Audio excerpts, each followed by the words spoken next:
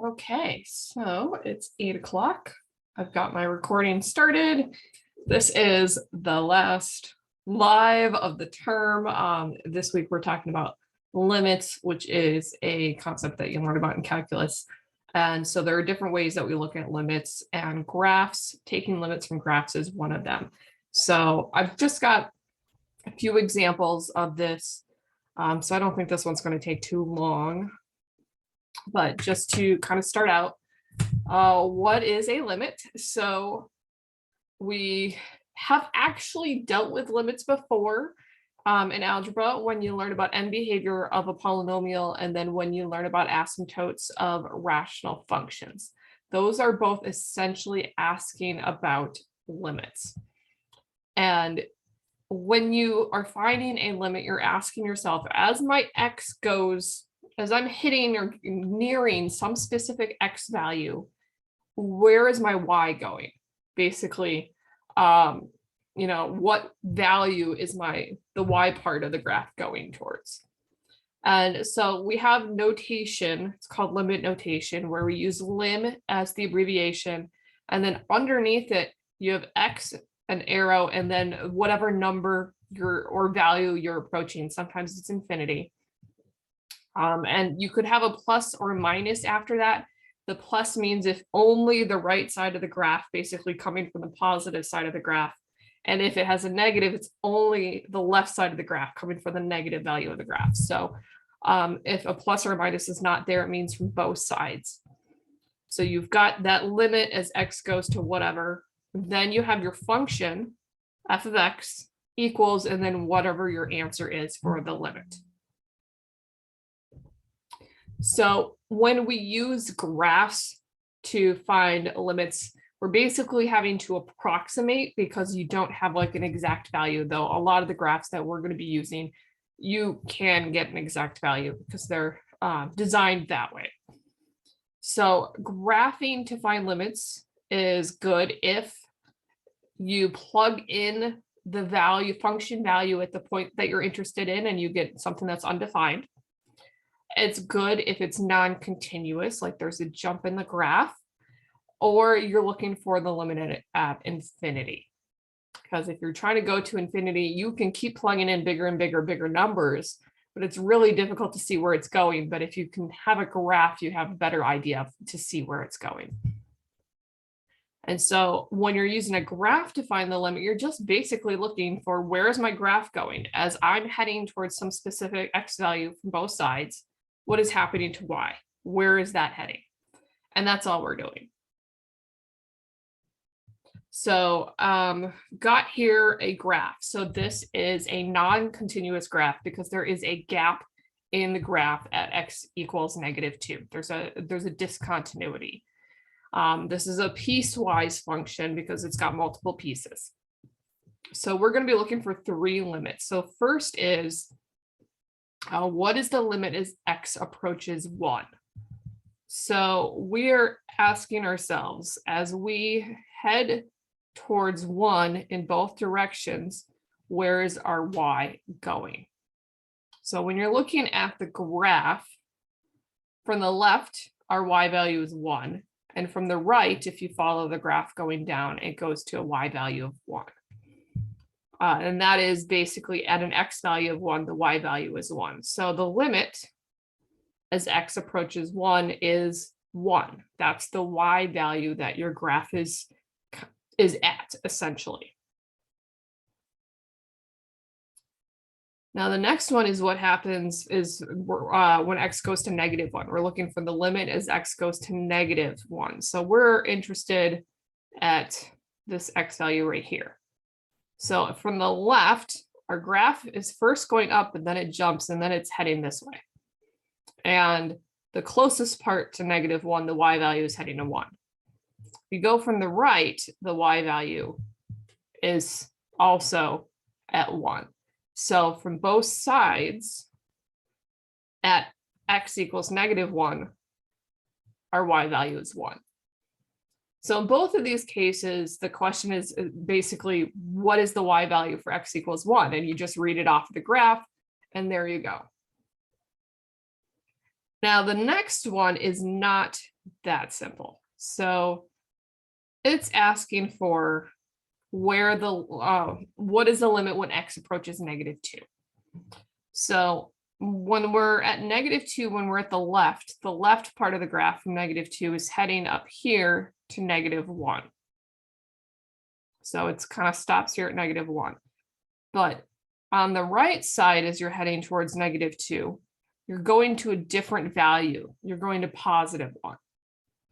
So our two sides of the graph at x equals -2 don't match. And there is no, I mean, we've got a value at -2. We've got two different values at -2 basically here, but it doesn't match.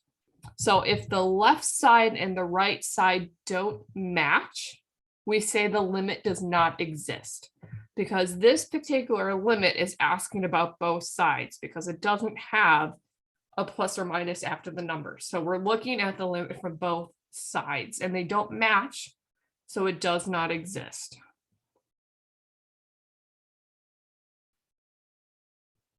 And you can abbreviate this as D, and not DNR, DNE for does not exist. And this is because the limit from the left does not equal the limit on the right. So if you wanted to kind of write this in math, from the left, you would indicate with a minus sign sort of as the exponent. And that number does not match the limit from the positive side, which basically has a plus as the exponent.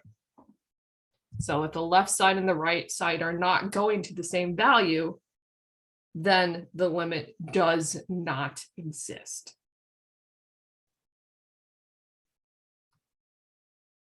Are there any questions on this problem?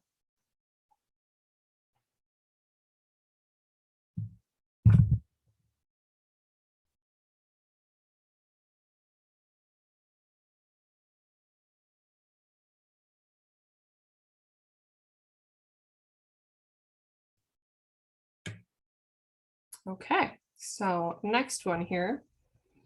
So this is another piecewise function. We have three different pieces and it's discontinuous because there's a gap in here. And this one is, you can tell which points are included and which ones are not included.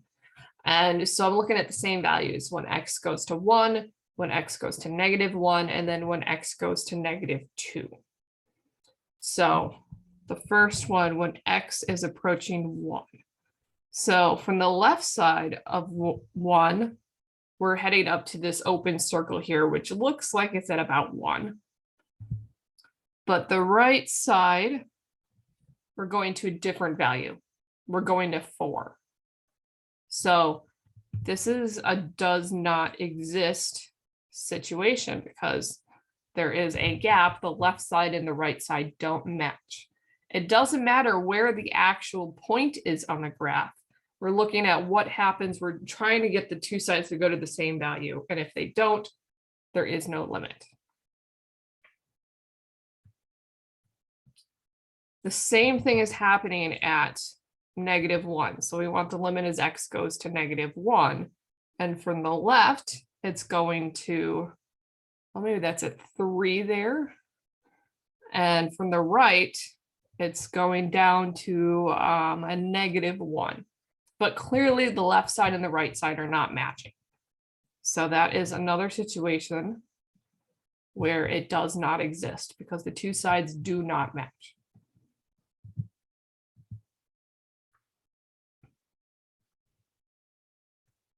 And then the last one here, we're looking at -2 as x goes to -2. So from the left, we're coming down and then it looks like our value for -2 is about right there at -2. That's about where, oh, let me put it, let's see. That's a little better. So that -2 looks to be at like -212. I'm reading that graph right there, that ordered pair. So from the left, we're heading down to 12. And from the right side, we're heading up to 12, but both sides are going towards the same value.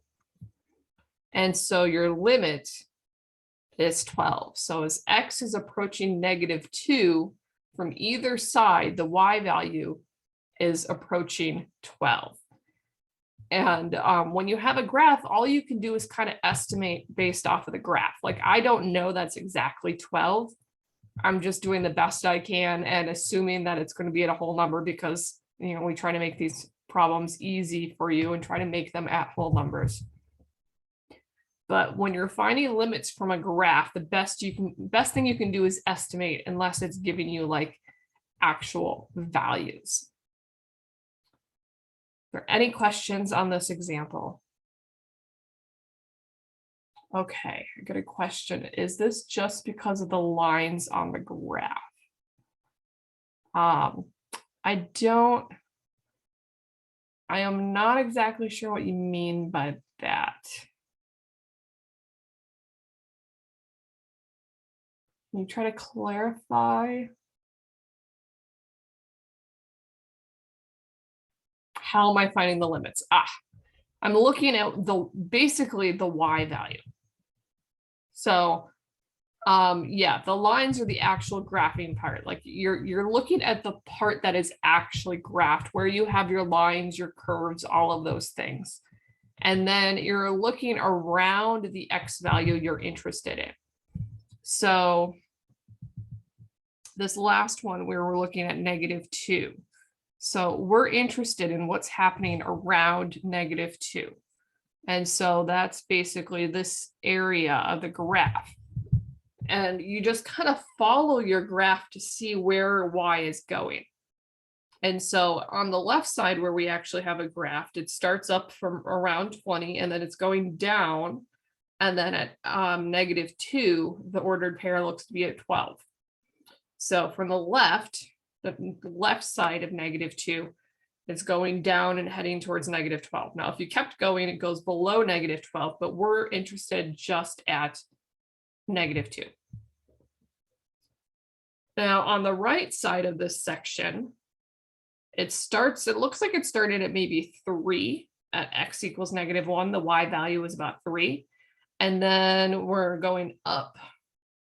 And you follow the line all the way up the way it goes. And as it gets towards an x value of -2, that's getting up to that y value of 12.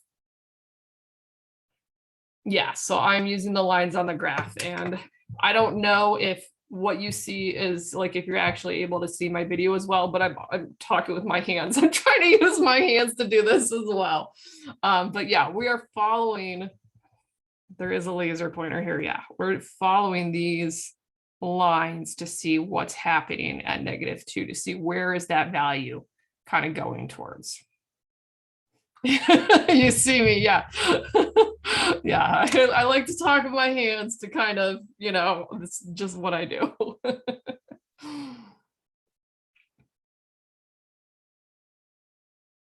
So let's see how this one goes for you. Saves, it's a different graph. I'm going to start off with -1 again. So that's just because, oops. So the values that I'm picking are based off of right here. So we're going to look at when x goes to 1, when x goes to 2, and then when x goes to 4. So those are the 3 points of interest that we're looking at. So the first one, where I'm looking at what happens when x goes to 1, I'm looking at this area right here. And I want to know what's happening to the y value. So my graph is this line basically that you're seeing. And so on the left side of the line, I'm starting up here. Let me choose a different color. Starting up here, and then I'm going down, and it looks like my ordered pair is 1,3 right here. So I'm just kind of estimating. So as I move from left to right, and I'm on my graph, it's going down, down, down, down, and then at x equals 1, I'm at +3. And then from the right side, you know, it doesn't matter how far I start, but it keeps going up and up and up, and then it's going to that same value. If you go from the right, it's going to that value of 3. So they meet at the ordered pair 1,3. So the limit when x approaches 1 is equal to 3. It's that point where they are meeting.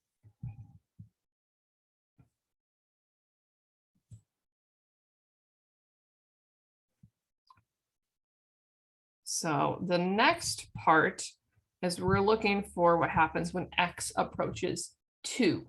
So that's in this area that we're interested in. So we have an ordered pair down here of, oops, 2, 0. We have, that's on our graph, 2, 0. But I also have this gap right here, which is looks to be at 2, 2.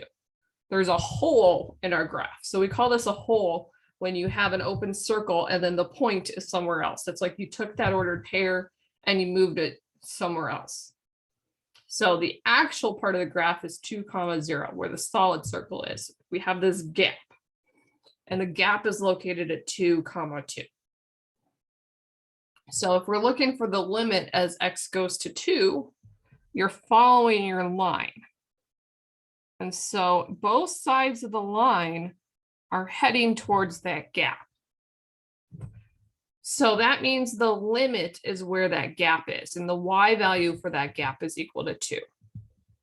So even though the actual ordered pair is down at 2, 0, and the real y value of this graph is at y equals 0, the limit is up at 2 because that's where the graph is heading.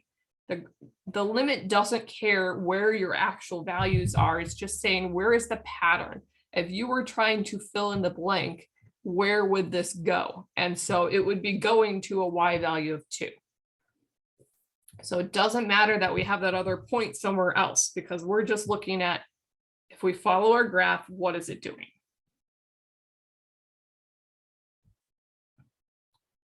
So then the last one here, we've got x going to 4. So I erase all of this. So our value at 4, we have an ordered pair 4, 0. So from the left side, you follow your graph and it goes down and down and down and down. And it's basically heading towards that value of 0. And from the right, it's doing the same thing, but it's starting below and it's heading up to 0. So for both sides, our y value, it's heading towards 0 for y. And so that is our limit when x is equal to 4. So that is heading towards 0. So for all of these limits, you're giving the y value that it's heading towards, not the x value. You're looking for you're giving the y value, the output. There are questions on this graph?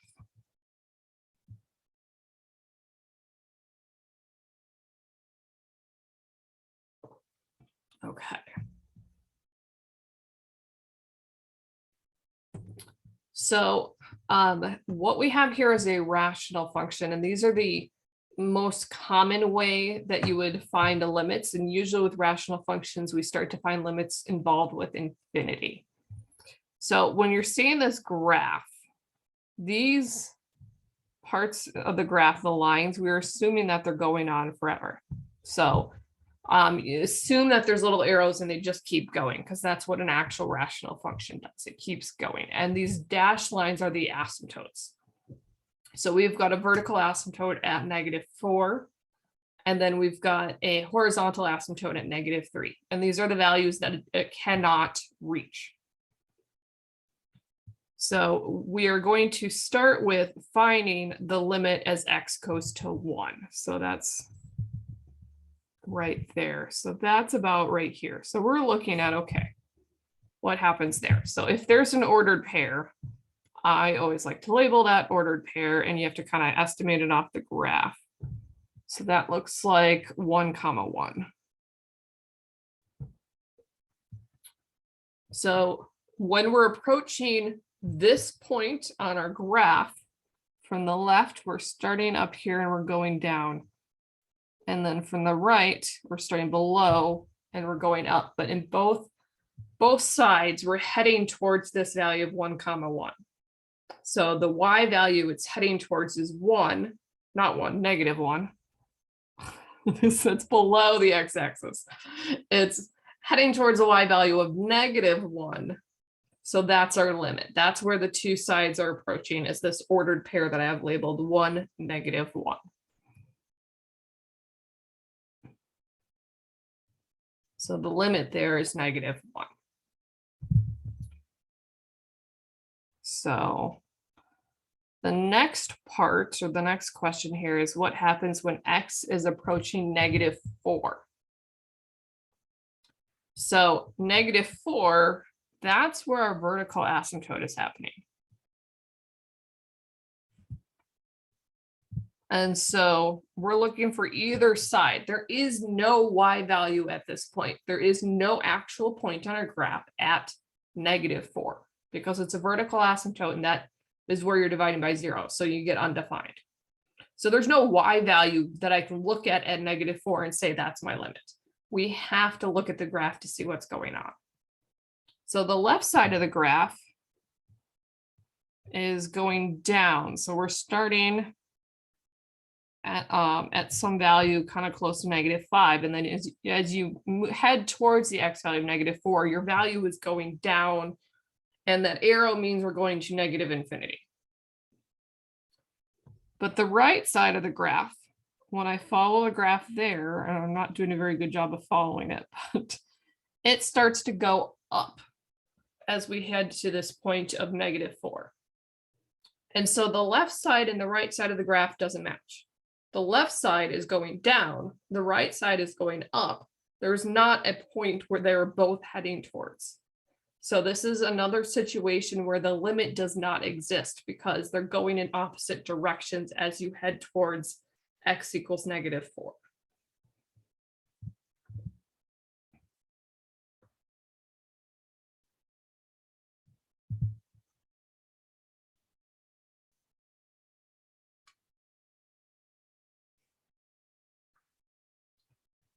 Now, the next limit here is asking about what happens when x goes to -infinity. And so that is basically, if you are following the left side of your graph and you keep going, you keep going, you keep going to the left side. So these kind of limits, when you're talking about -infinity or +infinity, are only one side, because there is no other side of infinity. There's only one side. So our graph, as we are heading towards -infinity on the left, our arrow here, so I'm following the arrow. Now this is a vertical asymptote, and this would keep going, and it's going to basically kind of get as close, or I said vertical asymptote, there's a horizontal asymptote there. It is going to get as close as possible to the horizontal asymptote, which is at y equals -3, because that's what rational functions do. Is when there's a horizontal asymptote, it just keeps getting closer and closer and closer to it. So as we're heading to the left side of the graph, that arrow is going to keep going and getting closer and closer and closer to that horizontal line, but it's never actually going to touch it. But that doesn't matter that it doesn't touch it. We can see where it's heading. It's heading towards that y value of -3. So our limit here, as x goes to -infinity, which just means as far to the left on the graph as you can get, and if we kept going, that is -3. And this is the horizontal asymptote.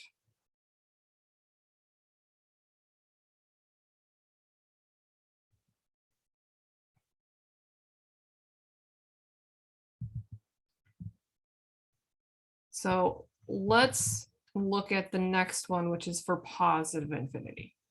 So positive infinity means now instead of the left side of the graph, we're looking at what happens at the right side over here as we keep going and going and going and going.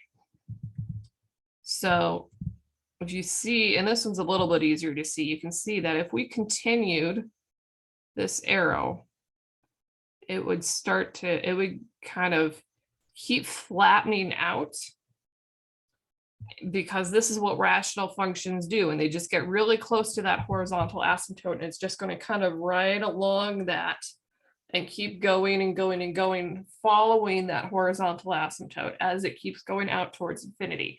But it's never actually going to get there, but that doesn't matter because that y value that we're getting to is, once again, that horizontal asymptote. That's where it's kind of trying to touch up against. So the limit as x goes to infinity is also -3.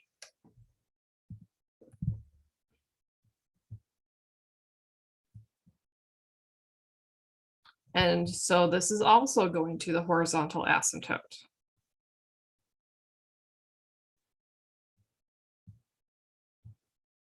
And this is something that's special about rational functions. For rational functions, which is when you have a graph with asymptotes and your equation is you're dividing by a variable. So you've got like a fraction with your equation. For rational functions, your limits at infinity are always equal to the horizontal asymptote. So for rational functions and graphs,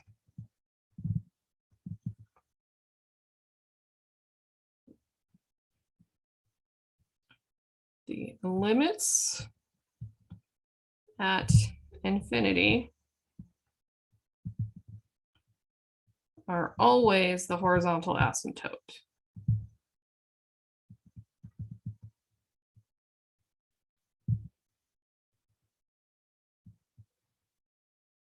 And so back in college algebra, we had a section on rational functions and finding the horizontal asymptote of these types of functions.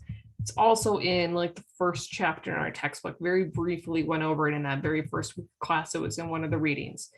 But your limit at infinity, whether it's negative infinity or positive infinity, your limit is always going to be a horizontal asymptote for rational functions.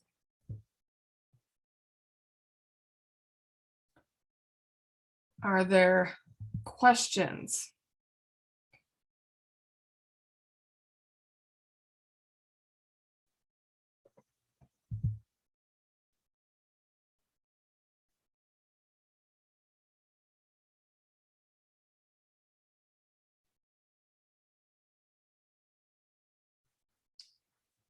Yeah, there's a problem.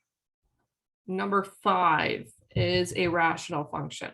So in order to find that limit, you need to know what the horizontal asymptote is. So that is in chapter 1 of the book. So if you go back to chapter 1, it should be in one of those sections and you can review that and review how to find the horizontal asymptote so you know what number that one's approaching.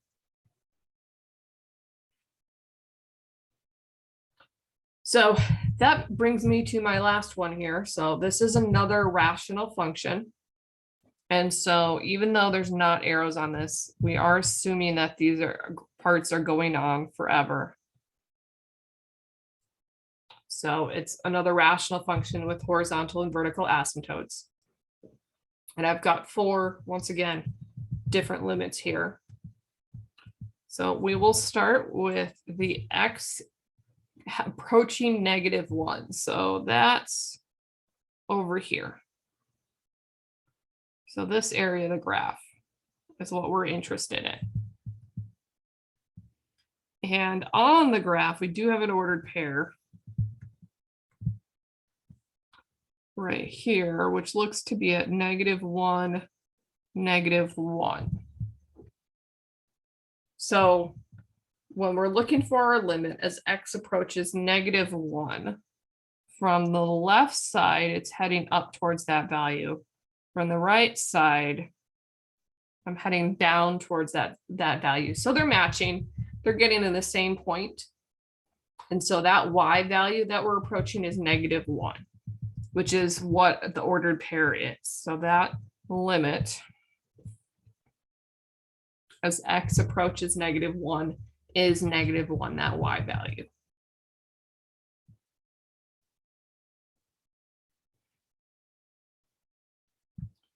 Now the next one, we're looking at x approaching -3.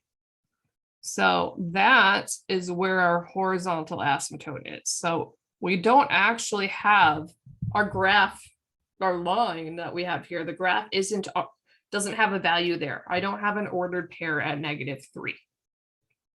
But we can still find the limit because we have things that are heading towards there.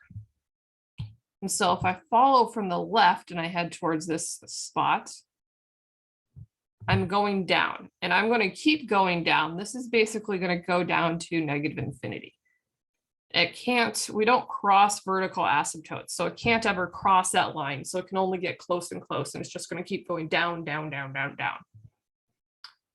And on the right, when you follow it and you try to get close to this part, once again, we just keep going down and down, and we just keep going smaller and smaller and smaller. So our Y value is heading towards -infinity. It will not stop. It's just going to keep getting smaller and smaller and smaller, just going down. So the limit here, it matches on both sides because both sides are going down to the same location. So in this case, our limit is actually approaching -infinity. So sometimes your limit is not an actual number. It can be like it's like, I mean, infinity is not a number. It's not really value. It's like, how do you define infinity? But it's going down there because it's just going down as deep as it can go. If you think of it as like a chasm or something like that. So that's where Y is -infinity. So it's basically heading towards -infinity. It won't actually get there, but that's where it's going according to the graph because it matches on both sides and both sides are heading towards that value.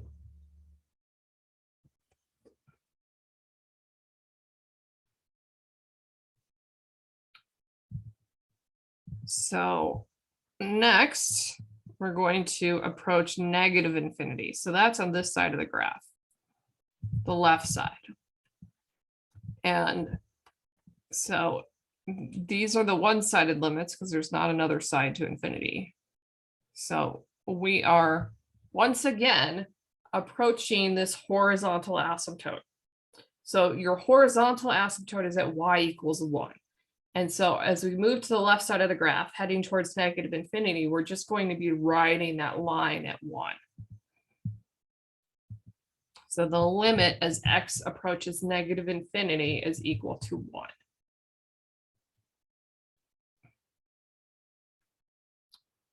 And then the last one here is positive infinity. So now that's the right side of the graph. And so as your value, as your graph that you have here, you're following it along, it's also approaching that horizontal asymptote of 1. It's just going to kind of ride that line. And so, like I said, the limits at infinity are always the horizontal asymptote. And for this graph, the horizontal asymptote is at Y = 1. So the limits at infinity are equal to 1. Because that's where it's heading towards. So are there any questions?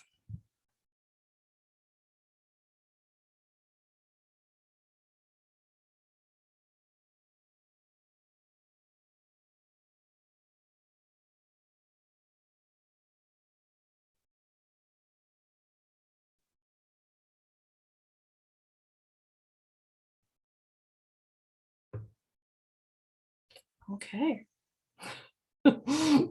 You always understand until you get a wacky problem. Well, hopefully the problems on the assignment are pretty straightforward. Like I said, number 5 is a rational function. So you'll need to know the horizontal asymptote. There are 2 graphing problems, and they're similar to like these kind. Like one sort of like the second one sort of like this one here.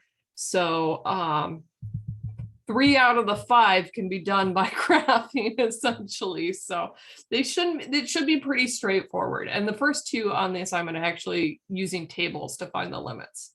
So I have a video on that one that shows how to do that. So it should be pretty straightforward and you shouldn't find any wacky problems at least. But yeah, I would definitely, yeah, that last one, if they give you the equation, and I would graph it. And then for your work, you can put the graph, draw the graph or something like that, or explain, that it's a horizontal asymptote. So, and the self-assessment should be pretty straightforward, like these problems as well. And your final doesn't include week 8 stuff. It's only weeks 5, 6, and 7 on the final exam. So shouldn't be too bad. And you'll see all this again when you take calculus. So this is like a little preview. So the self-assessment is where you were having issues. That is interesting. At least with the self-assessment, you get 4 tries. So, at least that's something where you can see where you got wrong, reach out for help, and then you can make corrections. But this was all the examples that I had. And I actually really love calculus. I think calculus is easier than trig because it's mostly algebra stuff, because you're just following rules. So I wouldn't worry too much about taking calculus. It's, as long as you know your algebra, you should be completely fine. So there's not really any word problems, not too many in calculus. The rules kill you. Well, as long as you have a cheat sheet, and I strongly recommend that you make a cheat sheet of all the rules. You're going to be learning lots of derivative rules. Make a cheat sheet. When I used to teach in person, I would have derivative quizzes where students basically had to memorize the rules, and then they had like 10 minutes to write down all of them just to force them to remember it. But as long as you have it in your notes, you'll be fine.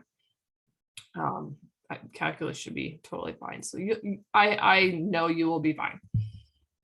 I'm not worried about you and calculus. A lot of people find it easy. There's a good instructor that teaches it, so you'll be just fine. And if you do struggle, you can always reach out to me to help, because I love calculus. So I am happy to help out if you need it. I've done that with other students from pre-calc who took pre-calc and then they went to calculus and then they needed some extra help and they emailed me. I'm totally fine helping you out with that. So, all right. Well, we've got today and tomorrow to get the last stuff in for the course. So I will let you go. I haven't looked to see how much you have left to